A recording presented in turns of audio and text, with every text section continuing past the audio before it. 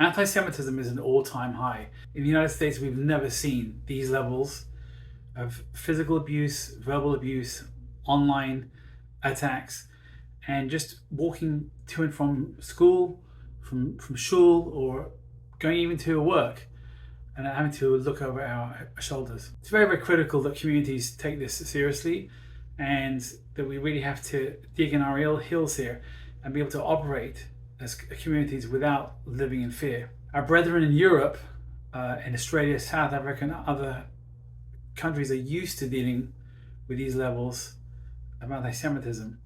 They've had decades of that and have systems in place. In the United States, we're really behind the eight ball, but we're definitely catching up.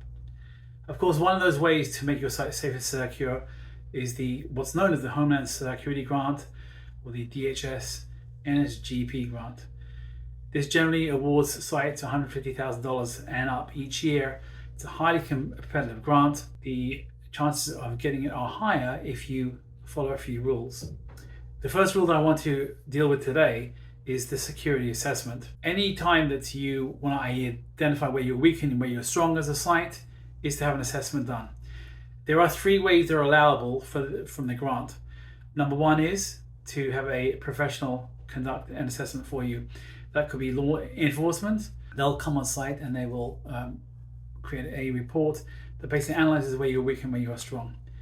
Your second option is a private security company or consultant who can come in and do the same kind of a thing. The third, which is allowable, which is that you're actually able to do an assessment yourself. There are online programs you can use that will guide you through what's called a self-assessment. I strongly recommend that the assessment that you have and submit with the application for this grant is either carried out by a law enforcement professional or someone in the security field who knows what they're doing.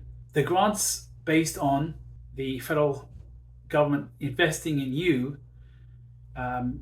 funds that could go to mosques, churches, or even the Huville, other shuls as well. So you really got to stand out in telling your story. So there's two parts to your story. There's how you operate, what you do, what your functions are, how you have an impact and input on your local community. The other area is what you would do and how you would help out from a recovery point of view if there was a terror or an extremist attack on your local community as well. So we really try to tell your story, and additionally we need to tell your story from a security point of view. Where are you weak, where you could be strengthened, and how are you justifying the investment from the federal government on your award.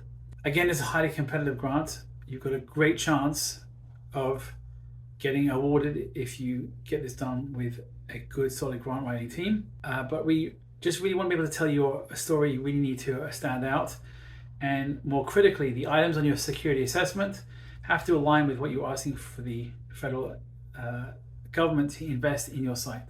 So if you need, as an example, you don't have working cameras, then you would point out what the pros and cons are of not having working cameras and how that investment you would get from the federal government would ensure that you do have working cameras, what their purpose would be, and how would that make your site safer. All assessments are critical to the application part, and they will always refer to the assessment when they look at the application you have and everything that you've written out.